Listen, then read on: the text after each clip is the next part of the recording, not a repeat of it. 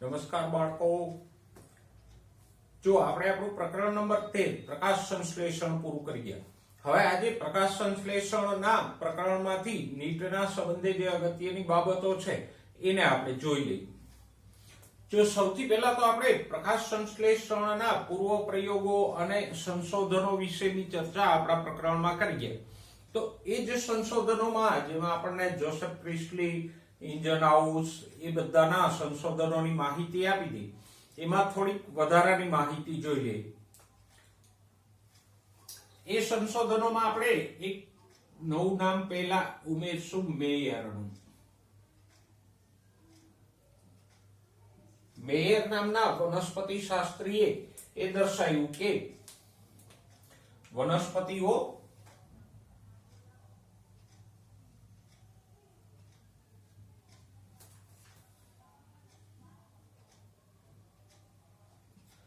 સૂર્ય ઉર્જાનું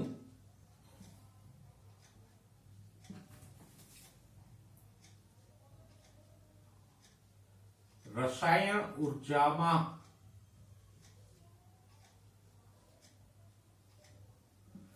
એટલે કે કાર્બનિક ઘટકોમાં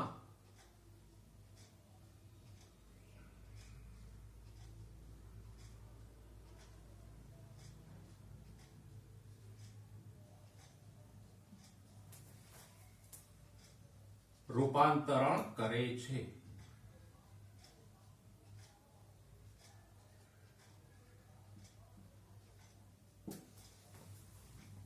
ભલે મેયરે સ્પષ્ટ નહોતું કર્યું કે કઈ રીતે અને કયા કાર્બનિક અણુમાં રૂપાંતરણ થાય છે, પણ એણે એ તારણ કાઢ્યું કે સૂર્ય ઉર્જાના ઉપયોગથી કોઈ કાર્બનિક અણુઓ બને છે. અને આજે આપણે જાણીએ છીએ કે આ કાર્બનિક અણુ કયો છે? ગ્લુકોઝ કે શર્કરા. ઓકે, નેક્સ્ટ બીજો વૈજ્ઞાનિક હતો મોલ.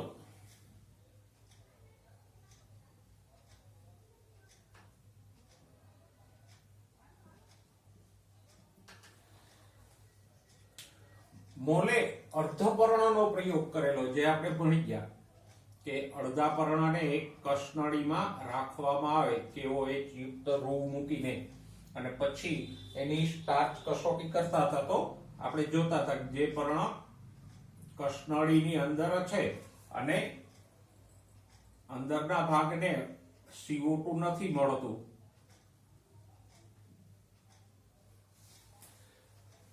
તો એમાં પ્રકાશ સંશ્લેષણથી સ્ટાર્ચ બનતો નથી. જ્યારે જે ભાગ કસનળીની બહાર છે એને CO2 મળે છે, તો એમાં પ્રકાશ સંશ્લેષણ થાય છે. અર્ધપર્ણના પ્રયોગથી મોલે દર્શાવ્યું કે પ્રકાશ સંશ્લેષણ માટે CO2 જરૂરી છે.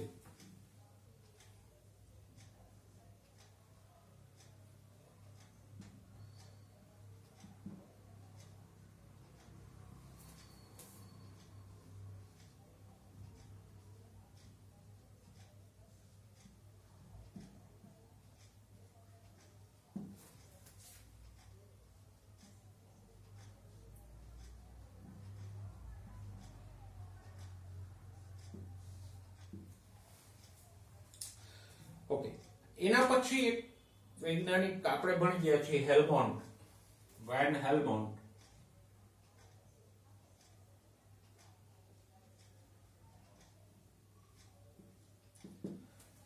અને મેં તમને વાત કરી હતી કે હેલ્મોન્ટે કયો પ્રયોગ કર્યો, તો કે હેલ્મોન્ટે જે પ્રયોગ કર્યો એમાં એણે કુંડામાં માટી વજન કરીને ભરી અને પછી એક છોડને વજન કરીને માટીમાં રોપ્યો. અમુક વર્ષો પછી એણે એ છોડનું પણ વજન કર્યું અને માટીનું પણ વજન કર્યું. તો એણે જોયું કે માટીના વજનમાં થોડાક ગ્રામનો જ ઘટાડો થાય છે. અને એના ઉપરથી હેલ્મોન્ટે એ પ્રસ્થાપિત કર્યું કે વનસ્પતિ ભૂમિમાંથી ફક્ત પાણી અને ખનિજ ક્ષારો જ મેળવે છે, ખોરાક મેળવતી નથી.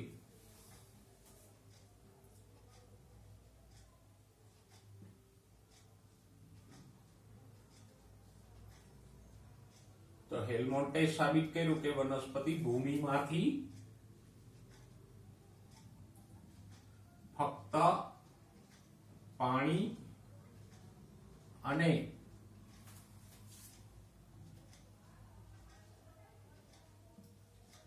ખનિજ ક્ષારો મેળવે છે.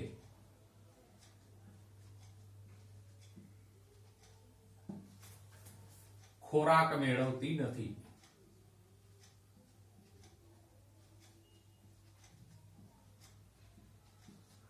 હેલ્મોન્ટના પ્રયોગ પહેલા લોકો એવું માનતા કે વનસ્પતિ જમીનમાંથી મૂળ દ્વારા ખોરાક મેળવી લેતી હશે. ઓકે, પછી એવો સ્ટીફન હેલ્સ એણે એ સાબિત કર્યું કે વનસ્પતિ માટે સૂર્ય ઉર્જા આવશ્યક છે.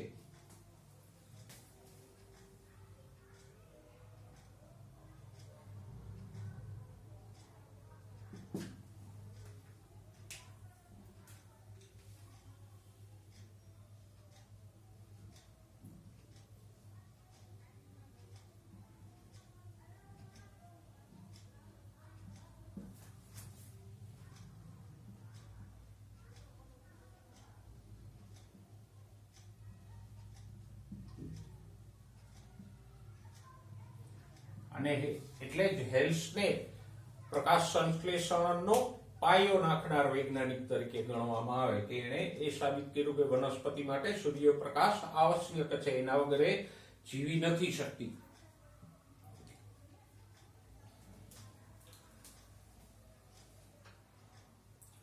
પછી આવ્યો બ્લેકમેન કે જેનું નામ આપણે ચેપ્ટરમાં અંતે ભણી ગયા. બ્લેકમેનના બે મહત્વના સંશોધનો છે. એક તો પ્રકાશ સંશ્લેષણની અંધકાર પ્રક્રિયા શોધી.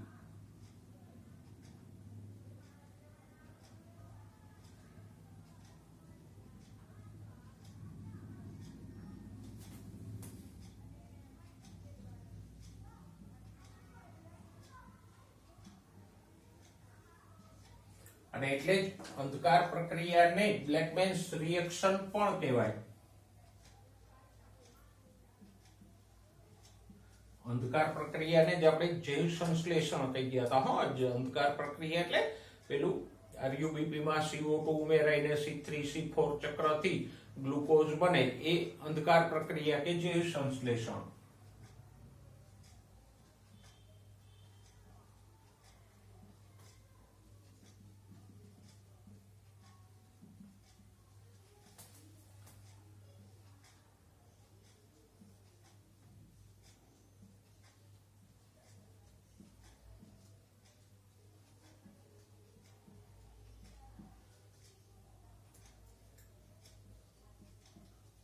અંધકાર પ્રક્રિયા કે જૈવ સંશ્લેષણનું બીજું નામ શું છે? બ્લેકમેન્સ રિએક્શન.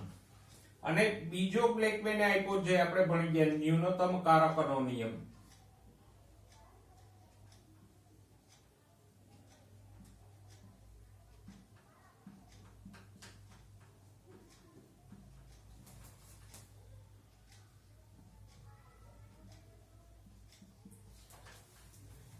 એક પ્રક્રિયા ઉપર એક કરતા વધારે પરિબળો અસર કરતા હોય તો પ્રક્રિયાનો દર જે પરિબળ ન્યૂનતમ માત્રામાં હશે એને અનુસરશે. એ જે નિયમ આપ્યો એને શું કીધું કહેવાય? ન્યૂનતમ કારકોનો નિયમ. ઓકે, તો આ થોડાક વૈજ્ઞાનિકો છે, એમાં એક નામ વધારાનું જોડી દે, વોરબર્ગ.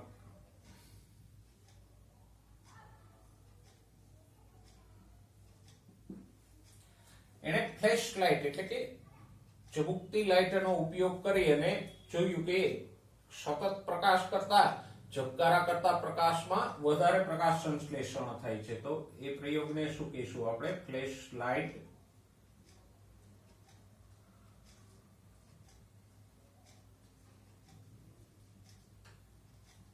તો ફ્લેશ લાઇટ પ્રયોગ કોણે કર્યો હતો? વોરબર્ગે. ઓકે,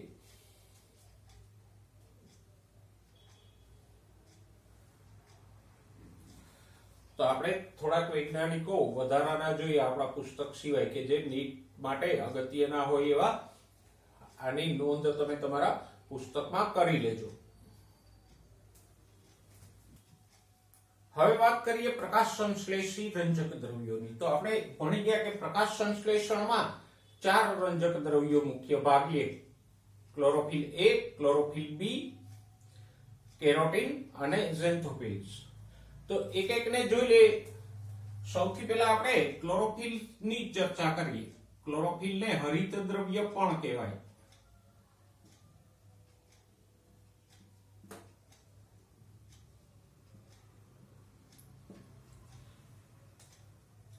તો ક્લોરોફિલ આપણને વનસ્પતિ સૃષ્ટિમાં અલગ અલગ પ્રકારના મળી આવે, જેમ કે chlorophyll A, B, C, D અને E. ઉપરાંત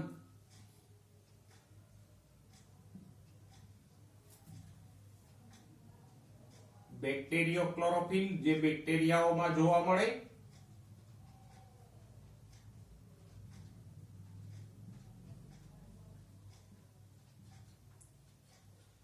અને બીજું એક છે ક્લોરોબિયમ ક્લોરોફિલ.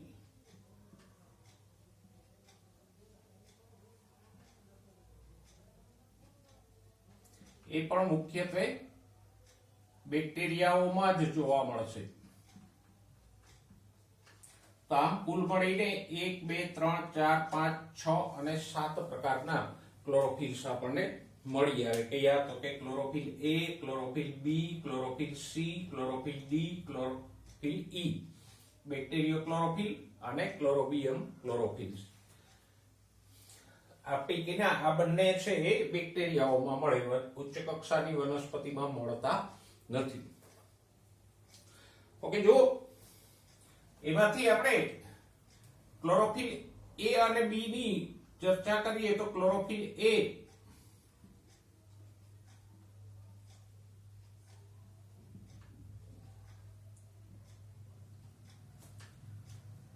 યુનિવર્સલ પિગમેન્ટ છે અથવા તો સાર્વત્રિક રંજક દ્રવ્ય છે.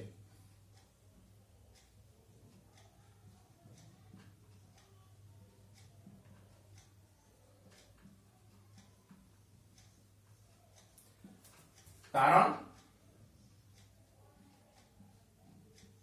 તો કે એ બધી જ વનસ્પતિઓમાં મળી આવે.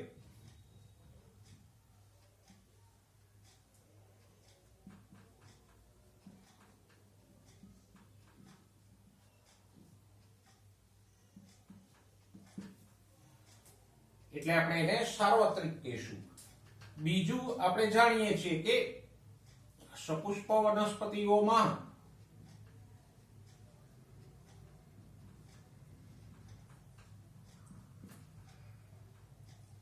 પ્રક્રિયા કેન્દ્ર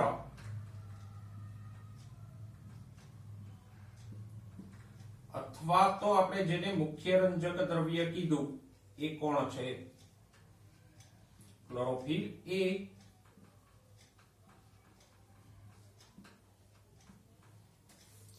તો એના વગર તો કોઈ ઇલેક્ટ્રોન ઉત્સર્જિત કરવાનું નથી પ્રકાશ પ્રક્રિયામાં, અને જો ક્લોરોફિલ A ના હોય તો બાકીના ત્રણેય ક્લોરોફિલ B, કેરોટીન કે ઝેન્થોફિલ થી પ્રકાશ સંશ્લેષણની પ્રક્રિયા ન થાય, કારણ કે એ સહાયક છે, એ મદદ કરે છે ક્લોરોફિલ A ને, પણ ક્લોરોફિલ A ની ગેરહાજરીમાં પ્રકાશ સંશ્લેષણ નહીં થઈ શકે.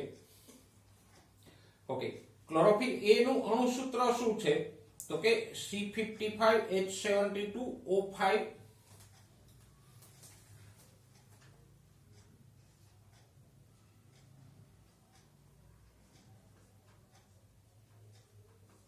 O5N4 અને વચ્ચે એક મેગ્નેશિયમનો અણુ હોય. તો આ એનું અણુસૂત્ર છે. ઓકે, તો આપણે ક્લોરોફિલ ની વાત કરી, A ની વાત કરી. હવે ક્લોરોફિલ B.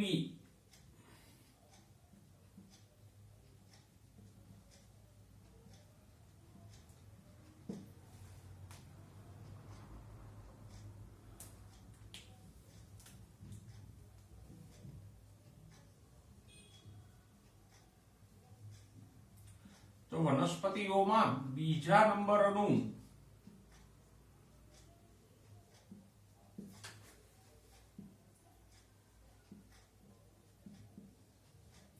સૌથી વધુ પ્રમાણમાં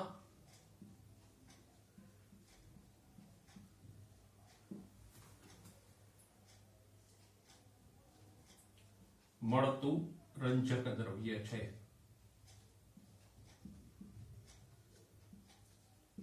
રંગ તમે જાણો છો એ પીળાશ પડતું લીલું, એકદમ ઘેરું પીળાશ પડતું લીલા રંગનું હોય.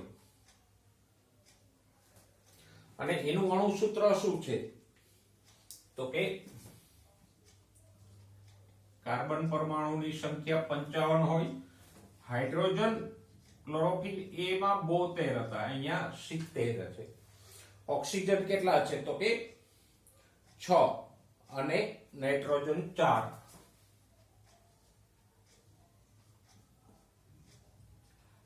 સાથે સાથે મેગ્નેશિયમ તો અહીંયા પણ વલયની વચ્ચે આવેલ જ છે. તો અહીંયા હાઇડ્રોજન અને ઓક્સિજનની સંખ્યામાં થોડોક તફાવત છે, આટલી બંને વચ્ચે ફેરફાર છે. તો આપણે બે રંજક દ્રવ્યોની વાત કરી, ક્લોરોફિલ એ અને ક્લોરોફિલ બી. હવે ત્રીજું જોઈએ, કેરોટીન.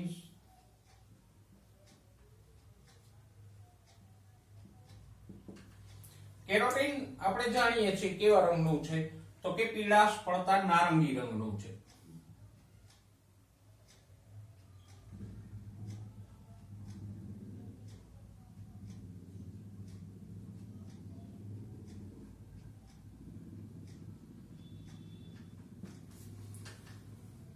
જો આ બધા છે એ કોઈ એક દ્રવ્ય નથી, કેરોટીન્સ પણ અલગ અલગ પ્રકારના હોય, થોડા થોડા તફાવતો વાળા. એનું અણુસૂત્ર શું છે? તો કે કાર્બન 40 અને હાઇડ્રોજન 56. એકદમ સરળ બંધારણ અણુસૂત્ર છે. કેરોટીનનું ઉદાહરણ કયું છે? તો કે ટમેટા કે મરચામાં જોવા મળતું લાલ રંગનું લાઇકોપીન એક કેરોટીન સમૂહનો જ એક રંજક દ્રવ્ય છે. મેં કીધું ને, કેરોટીન્સ એટલે અલગ અલગ પદાર્થોનો સમૂહ છે, કોઈ એક દ્રવ્ય નથી. જે બીટા કેરોટીન છે તો એ કેસરી રંગ નારંગી રંગનું છે, જ્યારે લાઇકોપીન તો એ રતાશ પડતું લાલ રંગનું છે.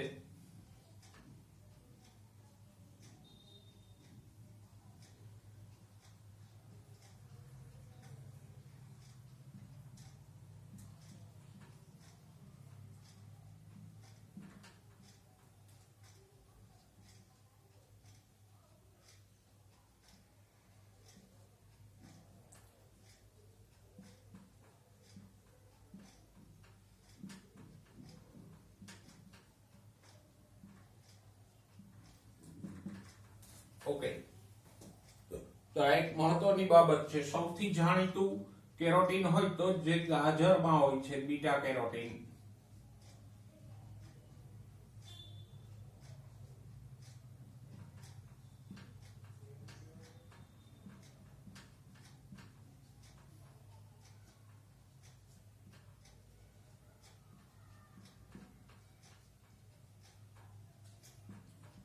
અને આ બીટા કેરોટીન માંથી જ પ્રાણીઓ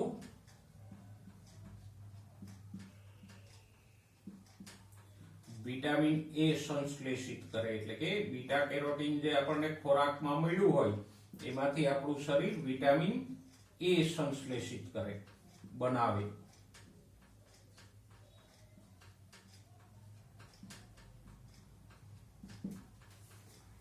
તો આમાં કેરોટીન છે પ્રકાશ સંશ્લેષણની સાથે સાથે બીજા ભાગોને રંગ આપવા માટે, ફળ કે પુષ્પો વગેરેને રંગ આપવા માટે પણ ઉપયોગી છે. એના પછી ચોથું રંજક દ્રવ્ય હતું ઝેન્થોફિલ્સ.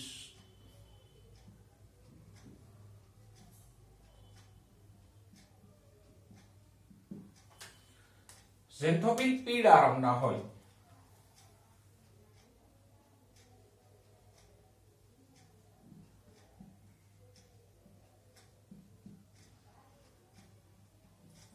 અને એનું અણુસૂત્ર શું છે? તો કે આને મળતું જ છે C40H56O2. તો આ ઝેન્થોફિલનું અણુસૂત્ર છે અને ઝેન્થોફિલ ક્યાં મળી આવે સ્પષ્ટ અલગ રીતે તો કે ખરતા પર્ણોનો પીળો રંગ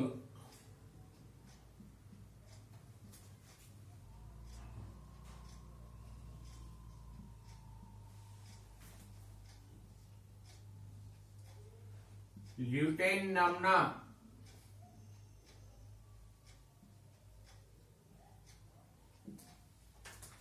ઝેન્થોફિલને કારણે છે.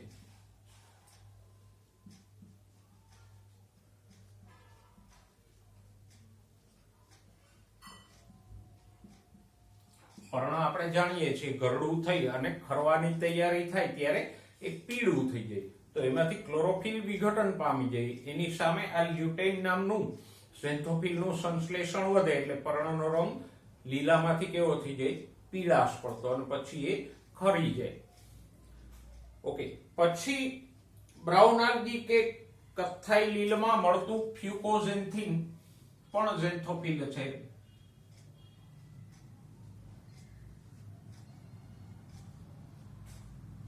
લીલ આપણે 3 વર્ગો ભણી ગયા. હરિત લીલ એટલે કે લીલી લીલ, પછી રોડોફાઇસી એટલે લાલ લીલ અને ફિયોફાઇસી એટલે કથ્થાઈ લીલ. તો કથ્થાઈ લીલમાં આ ફ્યુકોઝેન્થિન મળી આવે.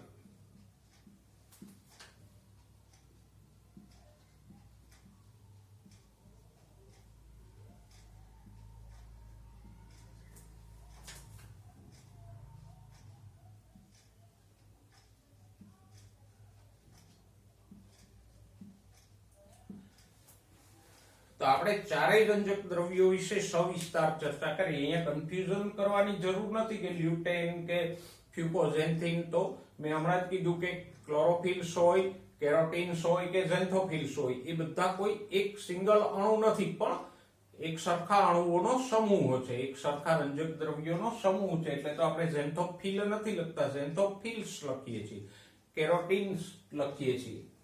બરાબર? એટલે કન્ફ્યુઝ ન થશો અને આમાં જે ઉદાહરણો આપ્યા છે એને યાદ રાખજો. તો આ રંજક દ્રવ્યો વિશેની આપણે જે વધારાની ચર્ચા કરી નીટ અને અનુલક્ષીને એ તમારી નોટમાં સરસ રીતે નોંધી લેજો.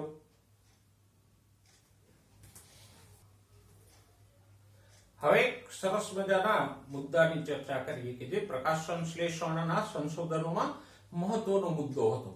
કયો છે તો કે રેડ ડ્રોપ અને ઇમર્શન અસર. જો રેડ ડ્રોપ કોને કહેવાય?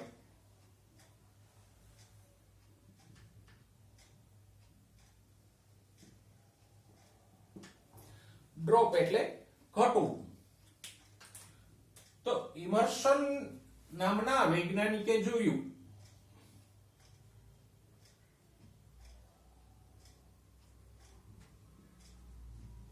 શું જોયું કે વનસ્પતિને 680 નેનોમીટર થી વધુ તરંગ લંબાઈનો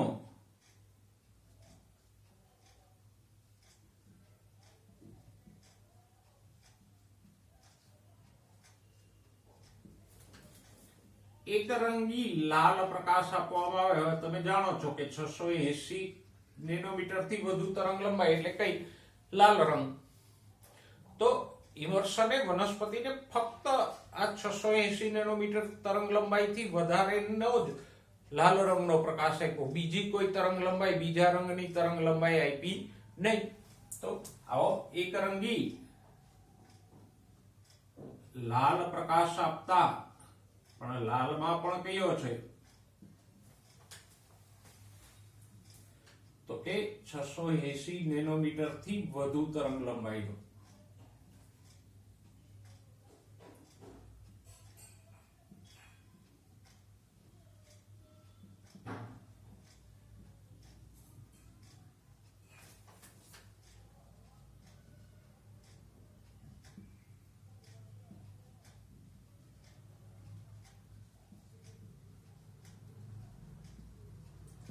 પ્રકાશ સંશ્લેષણનો દર એને અચાનક ઘટતો જોવા મળ્યો. અને આપણે જે આલેખો ભણ્યા, 3 આલેખો, રંજક દ્રવ્ય અને પ્રકાશીય વર્ણપટના શોષણ સંબંધે, એમાં પણ એવું જ હતું કે અહીંયા 700 નેનોમીટર તરંગ લંબાઈ છે તો પ્રકાશ સંશ્લેષણનો દર કંઈક આમ ચાલતો હતો.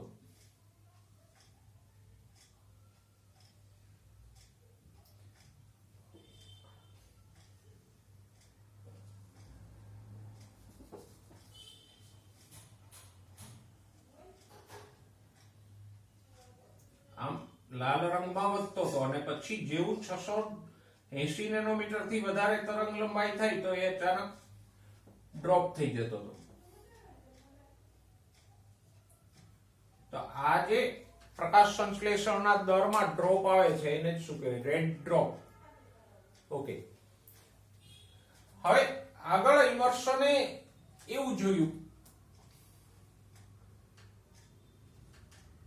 એને આપણે કહીશું ઇમર્શન. આગળ જે તારણ કાઢ્યું એને કહીશું ઇમર્શન અસર, ઇમર્શન્સ ઇફેક્ટ. તો એમાં ઇમર્શને જોયું કે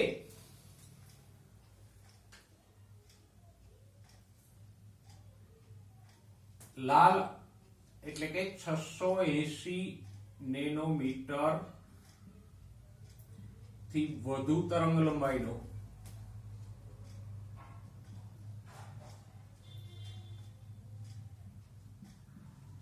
એની સાથે અન્ય રંગનો પ્રકાશ આપાત કરીએ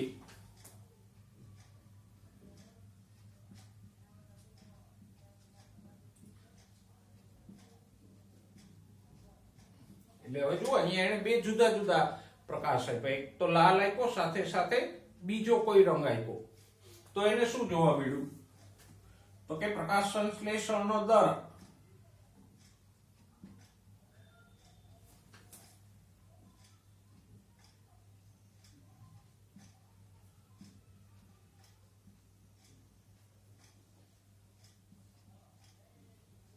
બંને રંગમાં અલગ અલગ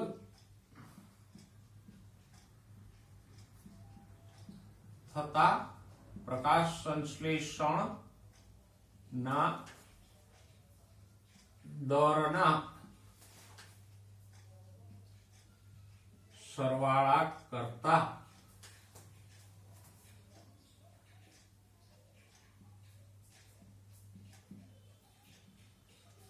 વધુ હોય છે. સમજાય છે? એને બે જુદા જુદા રંગો આપ્યા. ધારો કે એક રંગ લાલ છે અને બીજો જાંબલી છે. તો સપોઝ કે લાલ રંગમાં પ્રકાશ સંશ્લેષણનો દર A છે અને જાંબલીમાં B છે. તો એ બંને રંગોને સાથે આપીએ તો શું થવો જોઈએ? પ્રકાશ સંશ્લેષણનો દર A+B થવો જોઈએ ને. આ બંને રંગોને સાથે આપીએ તો A+B થવો જોઈએ, પણ એવું ના થયું. A+B થી વધારે દર મળ્યો. સમજાય છે? પહેલા તો ઇમર્શન અસર એટલે શું? તો કે વનસ્પતિને બે જુદા જુદા રંગના પ્રકાશના બીમ આપાત કરો તો પ્રકાશ સંશ્લેષણનો દર કેટલો થશે? તો કે બંને બીમ અલગ અલગ આપો અને જે પ્રકાશ સંશ્લેષણનો દર હોય એના સરવાળા કરતા વધી જાય. ખરેખર તો રેડમાં પ્રકાશ સંશ્લેષણનો દર A છે, વાયોલેટમાં B છે. તો બંને રંગનો પ્રકાશ સાથે આપો તો A+B જેટલો દર થવો જોઈએ, એનાથી વધે કેમ? તો આ જ બાબતને એને શું કીધું? ઇમર્શન અસર. હવે આવું શા માટે થયું? તો કે આના ઉપરથી ઇમર્શને તારણ કાઢ્યું. નંબર 1 કે વનસ્પતિમાં પ્રક્રિયા કેન્દ્ર કોણ છે? Chlorophyll A.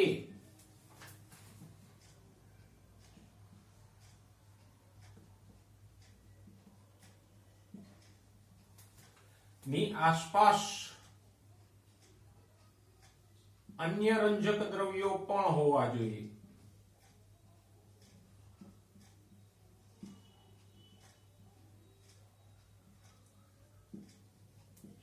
અને આજે આપણે જાણીએ છીએ પ્રક્રિયા કેન્દ્ર ક્લોરોફિલ A ની આસપાસ અન્ય કયા રંજક દ્રવ્યો છે? ક્લોરોફિલ B, કેરોટીન અને ઝેન્થોફિલ.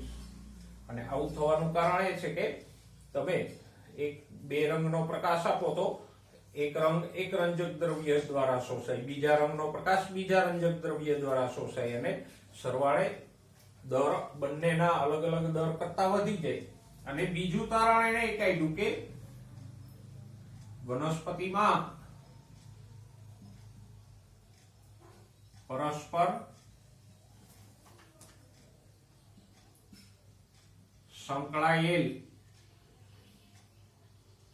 બે રંજક દ્રવ્ય તંત્રો હોવા જોઈએ.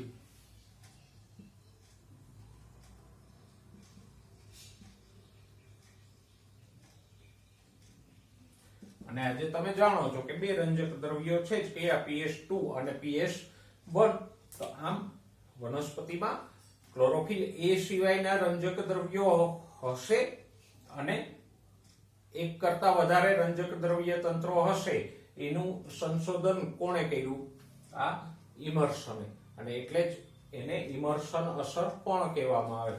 તો આ બે મહત્વના મુદ્દાઓ આપણે જોયા. ભલે ટૂંકમાં પણ વ્યવસ્થિત રીતે સમજાય અને આપણી આવશ્યકતા પ્રમાણે આપણે એને સમજ્યા.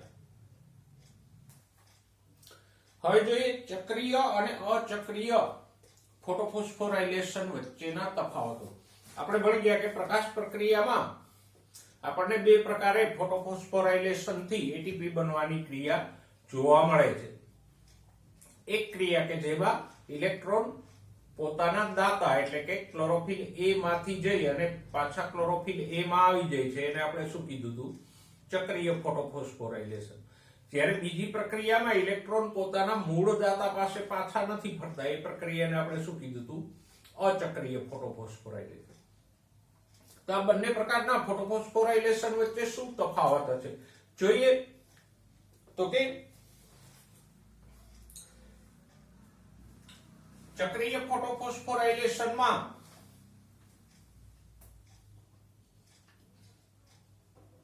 ફક્ત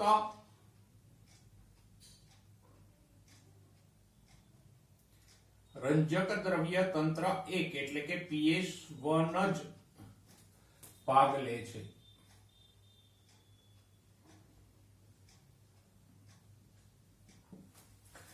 જ્યારે અચક્રીય ફોટોફોસ્ફોરાયલેશનમાં આપણે ભણી ગયા PS1 અને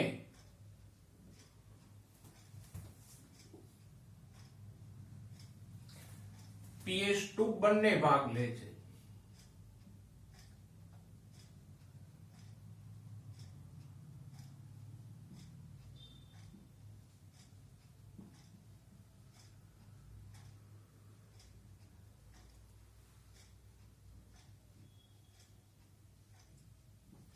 ભલે ક્રમ ઊંધો હતો, પ્રક્રિયામાં પહેલા PS2 આવતું હતું પછી PS1 આવતું હતું, પણ ભાગ તો બંને રંજક દ્રવ્ય તંત્રો લે જ છે. પછી અહીંયા તો કે ઇલેક્ટ્રોન પોતાના મૂળ દાતા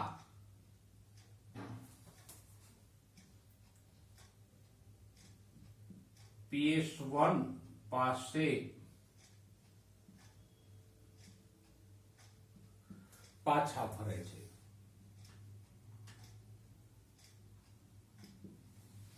જ્યારે આમાં ઇલેક્ટ્રોન્સ પોતાના મૂળ દાતા પાસે પાછા નથી ફરતા.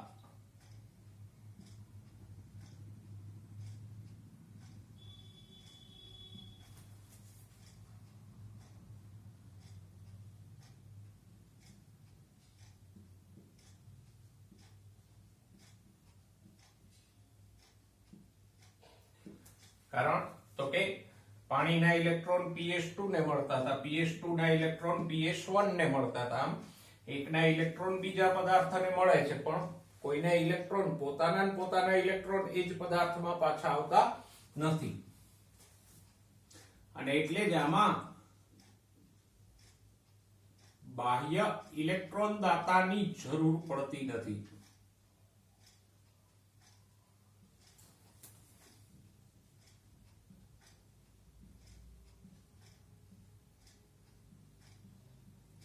કારણ કે અહીંયા PS1 જ ઇલેક્ટ્રોન આપે છે ને એને જ પાછા મળી જાય છે, એટલે કોઈ બહારના રંજક દ્રવ્ય તંત્ર સિવાયના કોઈ અણુની જરૂર નથી કે જે ઇલેક્ટ્રોન સપ્લાય કર્યા કરે. આમાં તો કે બાહ્ય ઇલેક્ટ્રોન દાતા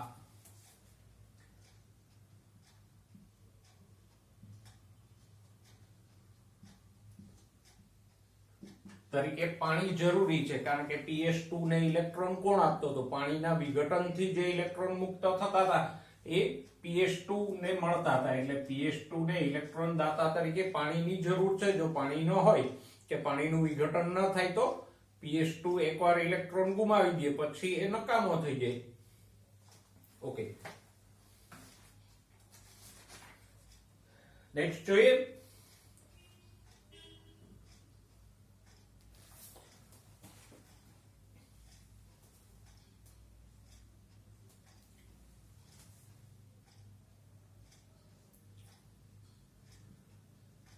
ચક્રીય ફોટોફોસ્ફોરાયલેશનમાં પાણીનું પ્રકાશ વિઘટન થતું નથી.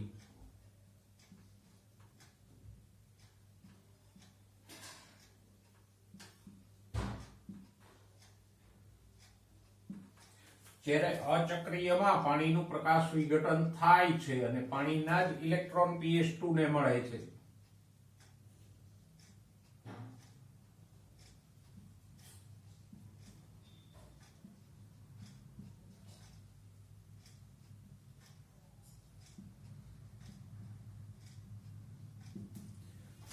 નેક્સ્ટ આને જે રિલેટેડ બીજો મુદ્દો આપણે કહી શકીએ કે પાણીનું પ્રકાશ વિઘટન નથી થતું તો આમાં O2 મુક્ત નથી થતો ચક્રીય ફોટોફોસ્ફોરાયલેશનમાં. જ્યારે આમાં પાણીનું પ્રકાશ વિઘટન થાય અને ઓક્સિજન મુક્ત થાય છે.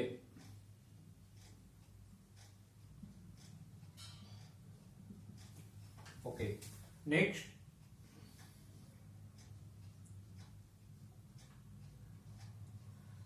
NADP reductase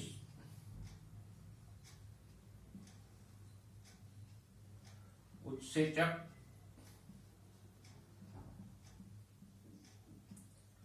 ભાગ લેતો નથી. જ્યારે અચક્રીયમાં NADP reductase ઉત્સેચક ભાગ લે છે.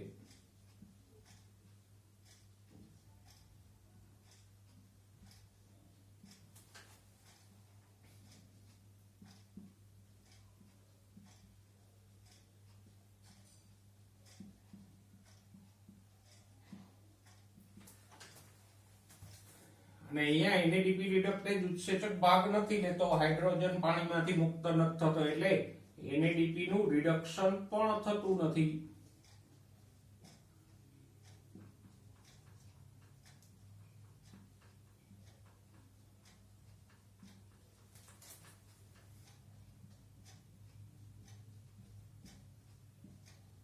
NADPH કયો કે HH+ કયો બનતો નથી.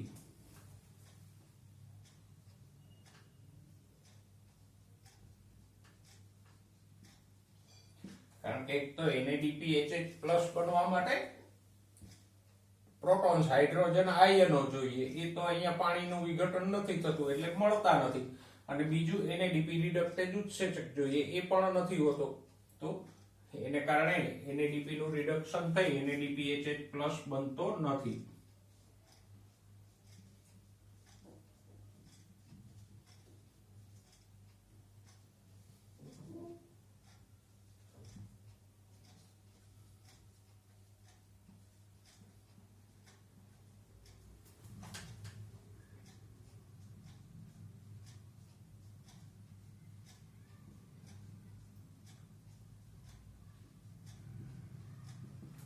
ટૂંકમાં કહીએ તો પ્રકાશ પ્રક્રિયાની ત્રણ અમીપજો ATP, O2 અને NADPHH+ ત્રણમાંથી આમાં ફક્ત ચક્રીય ફોટોફોસ્ફોરાયલેશનમાં ફક્ત ATP જ બનશે, O2 કે NADPHH+ બનશે નહીં.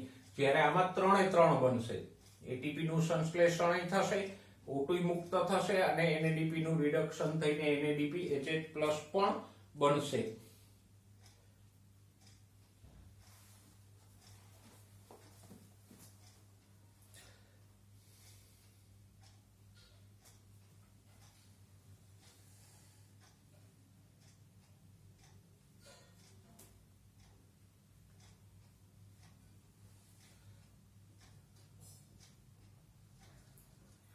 આ ક્રિયા એટલે કે ચક્રીય ફોટોફોસ્ફોરાયલેશન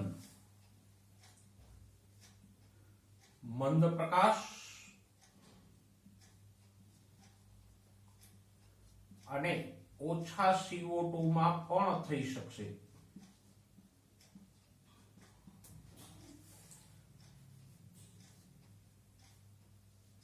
કારણ કે અહીંયા પાણીનું પ્રકાશ વિઘટન નથી થતું એટલે મંદ પ્રકાશમાં થશે. જ્યારે અચક્રીય ફોટોફોસ્ફોરાયલેશન એ સાપેક્ષ રીતે વધારે પ્રકાશની તીવ્રતા અને વધારે CO2 ના સંકેન્દ્રણમાં જ થશે.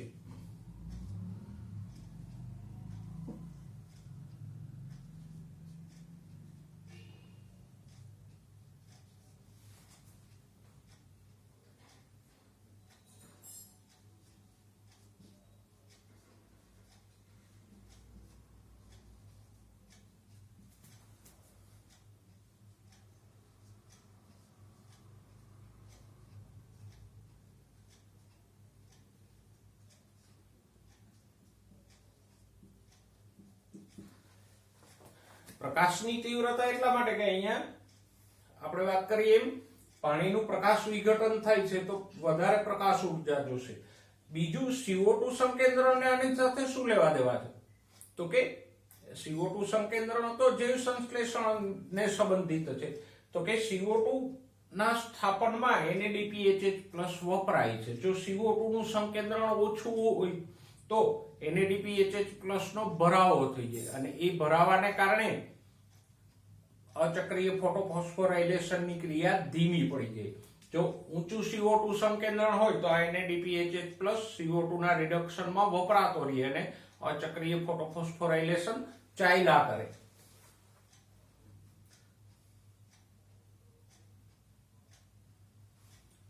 ઓકે,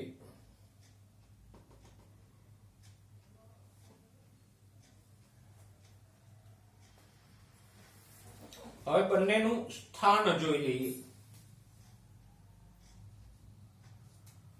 તો કે આ ક્યાં થાય? તો કે આપણે ભણી ગયા આંતરગ્રેનમ પટલમાં થાય.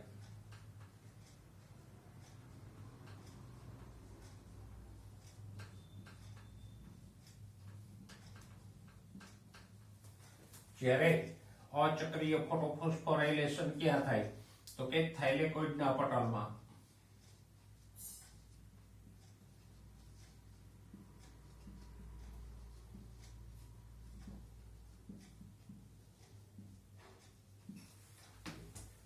તો આ બંને પ્રકારના ફોટોફોસ્ફોરાયલેશન વચ્ચે આપણે તફાવતોને જોયા અને તમારી નોટમાં નોંધી લેજો અને યાદ રાખજો જેથી નીટ અને અનુલક્ષીને આવો તફાવત પ્રકારનો પ્રશ્ન પૂછાય કે ચક્રીય અને અચક્રીય ફોટોફોસ્ફોરાયલેશન ની પ્રક્રિયામાં આપેલ પૈકી કયો તફાવત જોવા મળે છે તો આપણને સરળતાથી જવાબ આવડી જાય અને 4 માર્ક રોકડા થઈ જાય. હવે આવો જ એક બીજો અગત્યનો તફાવત જોઈ લઈએ C3 ચક્ર અને C4 ચક્ર વચ્ચેનો. તો તફાવત નંબર 1, C3 ચક્ર ધરાવતી વનસ્પતિઓ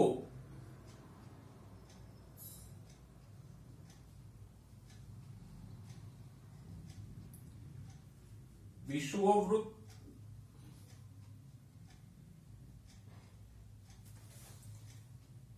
થી ઠંડા પ્રદેશોમાં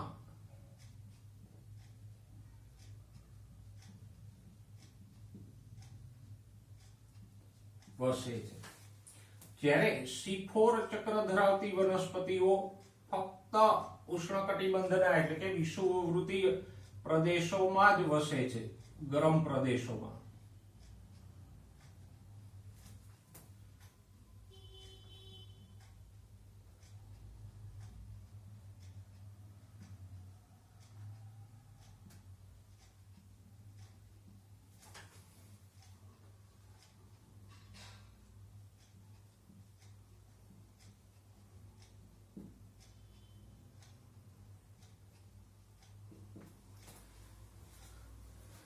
C3 ચક્ર ધરાવતી વનસ્પતિઓ માટે ઇષ્ટતમ એટલે કે યોગ્ય તાપમાન કેટલું છે?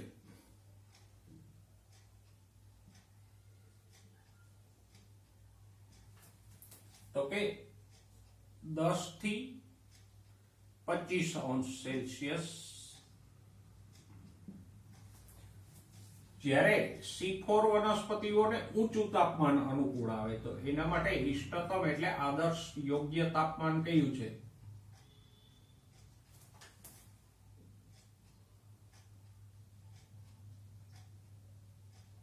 તો કે એને 30 થી 40 અંશ સેલ્સિયસ નું તાપમાન અનુકૂળ આવે, કારણ કે મૂળભૂત રીતે જ ગરમ પ્રદેશની વનસ્પતિઓ છે.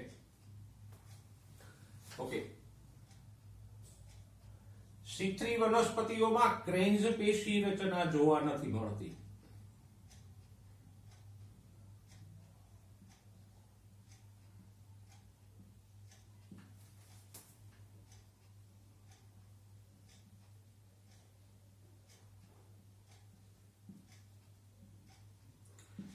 ક્રેન્જ પેશી રચના આપણે કોને કહી ગયા? તો કે જ્યાં પર્ણના વાહીપુલની ફરતે પુલકંચુકના કોષો ઘેરીને ગોઠવાયેલા હોય અને પુલકંચુકના કોષો પણ મૃદુતકીય હોય અને હરિત કણો યુક્ત હોય. તો આવી ગોઠવણી ઘેરીને ગોઠવાયેલા હોય એવી ગોઠવણી C3 વનસ્પતિના પર્ણોમાં હોતી નથી.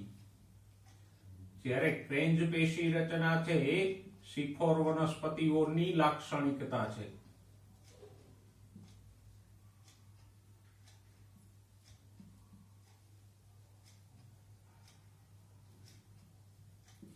એવું પૂછે કે નીચેના પૈકી C4 વનસ્પતિઓની લાક્ષણિકતા કઈ છે?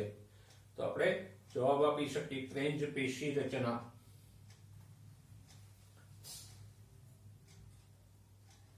નેક્સ્ટ, પ્રાથમિક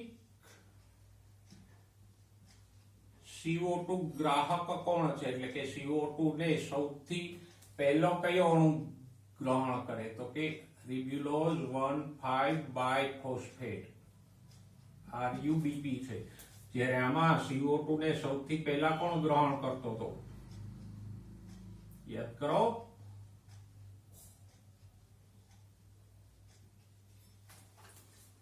કોણ છે? PEP ફોસ્ફોઇનોલ પાયરુવેટ છે, કે જે CO2 ને ગ્રહણ કરીને ઓક્ઝેલો એસિટેટમાં ફેરવાતો હતો. નેક્સ્ટ, પ્રથમ નિપજ કઈ છે?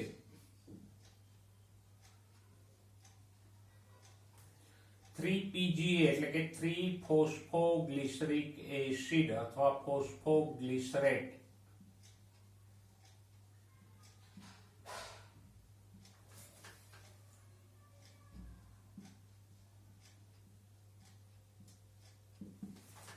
ઓકે, જ્યારે અહીંયા પ્રથમ નિપજ કઈ છે?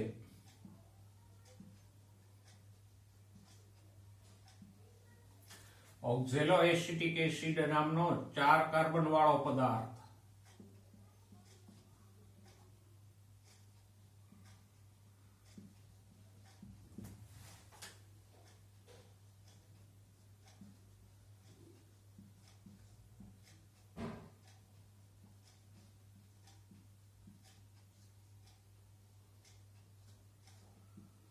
અને એટલે જ આપણે એને C4 ચક્ર કહી ગયા. ઓકે, નેક્સ્ટ, C3 વનસ્પતિઓમાં પ્રકાશ શ્વસન થાય છે. પ્રકાશ શ્વસન નામની જે પ્રક્રિયા આપણે ભણ્યા એ C3 વનસ્પતિઓમાં થાય છે. જ્યારે C4 વનસ્પતિઓમાં પ્રકાશ શ્વસનની પ્રક્રિયા થતી નથી.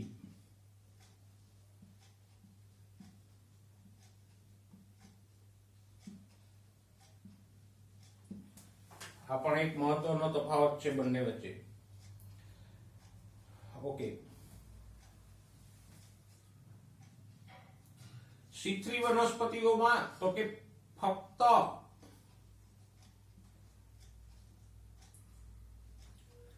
પર્ણમધ્ય ના કોષો જ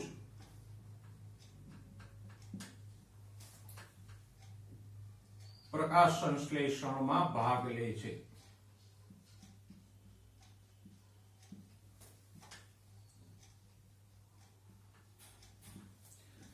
એમાં પુંકંચુકના કોષો ભાગ નથી લેતા, જ્યારે અહીંયા પર્ણમધ્ય અને પુંકંચુક એમ બંને કોષો પ્રકાશ સંશ્લેષણની પ્રક્રિયામાં ભાગ લે.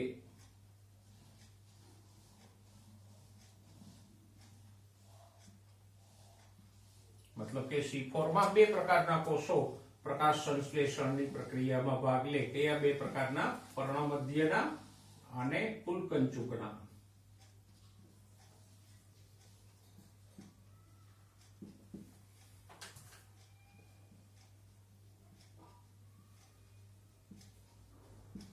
ઓકે, નેક્સ્ટ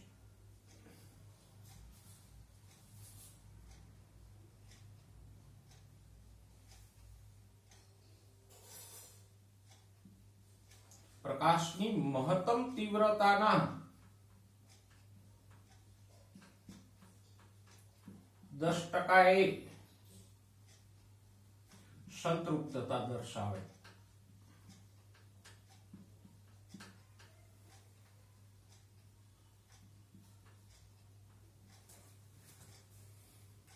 જ્યારે આ પ્રમાણમાં વધારે તીવ્રતા એ સંતૃપ્તતા દર્શાવે.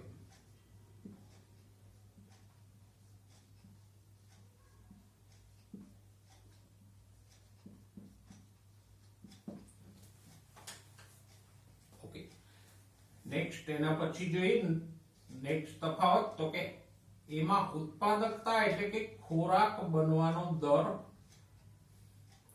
ઓછો હોય C3 વનસ્પતિઓમાં, જ્યારે C4 વનસ્પતિઓમાં ઉત્પાદકતા એટલે કે ખોરાક બનવાનો દર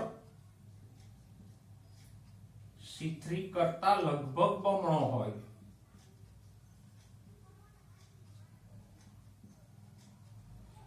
કે વધારે ખોરાક બનાવે છે અને એટલે જ શેરડી કે મકાઈ જેવા છોડની વૃદ્ધિ છે ઝડપી હોય. એમાં વધારે ખોરાક બને છે તો વૃદ્ધિ પણ ઝડપી હશે.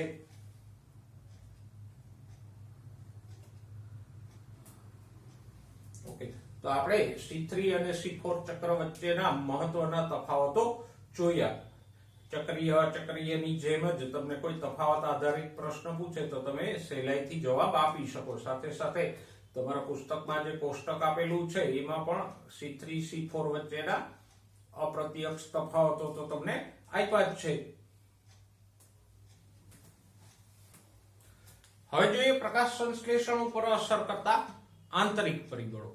જો આપણા પુસ્તકમાં આપણને એ ચર્ચા આપેલી છે કે પ્રકાશ સંશ્લેષણ ઉપર ઘણા બાહ્ય પરિબળો તો અસર કરે, જેમ કે પ્રકાશ, CO2 સંકેન્દ્રણ, તાપમાન અને પાણી.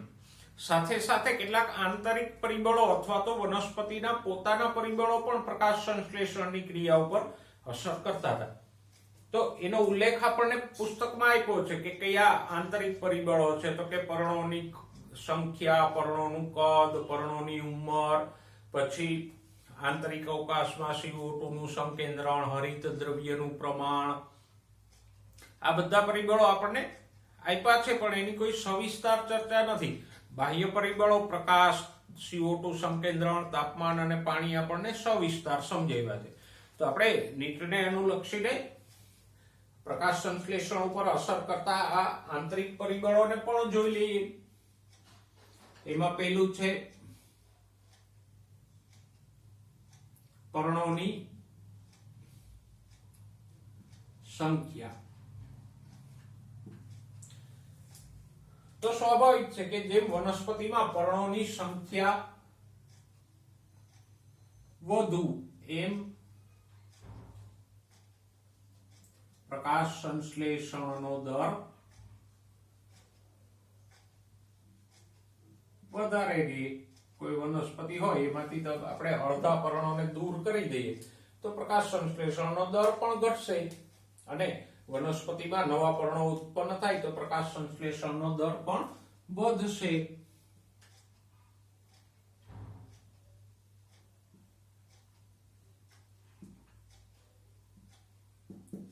ઓકે,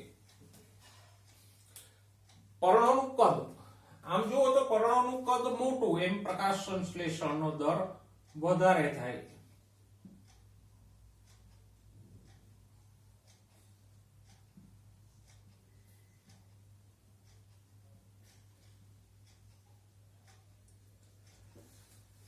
પણ હવે આ બે બાબતો સાથે લાગુ પડે. કોઈ વનસ્પતિમાં નાના કદના પણ વધુ સંખ્યામાં પર્ણો હોય, બીજી વનસ્પતિમાં મોટા કદના પણ બહુ ઓછી સંખ્યામાં પર્ણો હોય તો શક્ય છે કે બેનો પ્રકાશ સંશ્લેષણનો દર સરખો પણ થાય. તો કદ અને સંખ્યા બે સંકળાયેલા છે. કદ નાનું હોય, સંખ્યા વધુ હોય. કદ મોટું હોય, સંખ્યા ઓછી હોય તો સરવાળે તો દર એટલો જ થશે. નેક્સ્ટ, પર્ણની ઉંમર.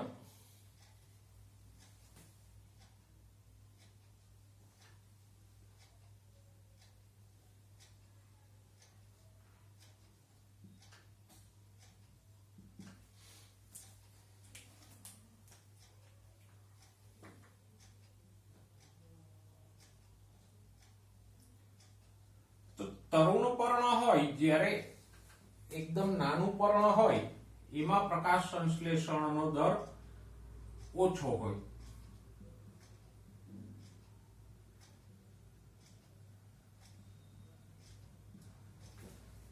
એના પછી પરિપક્વ થાય એ પર્ણ તો પ્રકાશ સંશ્લેષણનો દર વધે.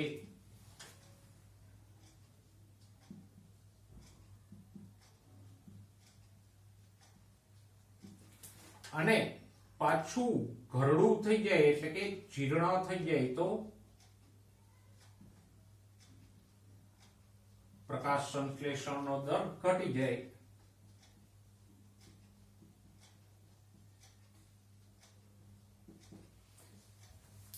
તો આમ પ્રકાશ સંશ્લેષણનો દર કેવો છે? ઉંમર આધારિત છે. જેમ જેમ પર્ણની ઉંમર વધે એમ દર તરુણ પર્ણ પરિપક્વ થાય એમ દર વધતો જાય અને પછી જ્યારે ઘરડું થાય ત્યારે દર પાછો ઘટી જાય.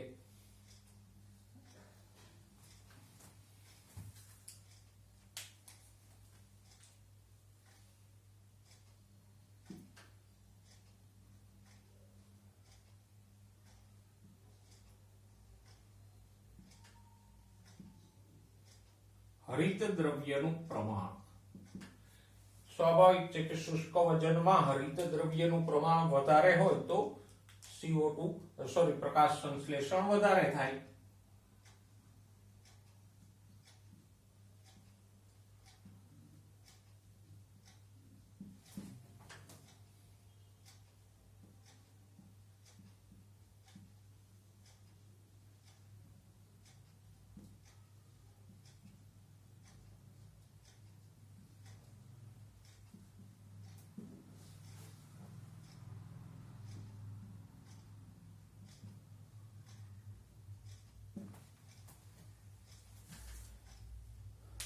ઓકે,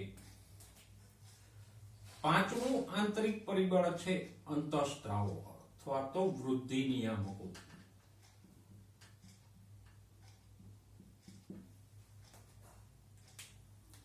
કયા?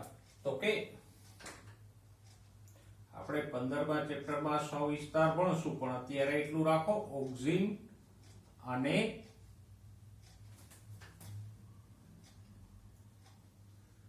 સાયટોકાઇનિન જેવા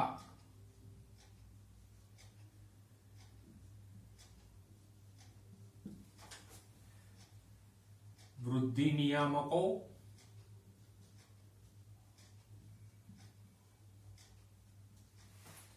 પ્રકાશ સંશ્લેષણના દરને ઉત્તેજે.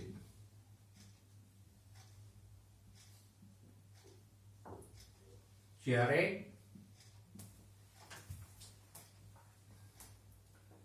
એબ્સેસિક એસિડ જેવા વૃદ્ધિ નિયામકો પ્રકાશ સંશ્લેષણનો દર ઘટાડે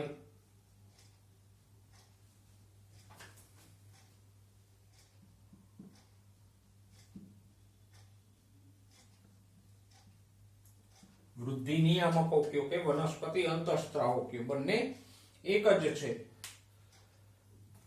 ઓકે, તો આપણે પ્રકાશ સંશ્લેષણ ઉપર અસર કરતા આંતરિક પરિબળોની પણ ચર્ચા કરી. આને પણ તમારી નોટમાં નોંધી લેજો. તો પ્રકરણ નંબર 13 માંથી નીટ માટે આવશ્યક જે મુદ્દાઓ હતા એની આપણે સવિસ્તાર ચર્ચા કરી. વ્યવસ્થિત રીતે તમે નોટમાં નોંધી શકો એ રીતે આપણે એની નોંધ પણ કરી. નેક્સ્ટ ટાઈમ નવા ચેપ્ટરની ચર્ચા સાથે ફરીવાર મળીશું. ત્યાં સુધી સ્વસ્થ રહો, મસ્ત રહો અને ભણવામાં વ્યસ્ત રહો.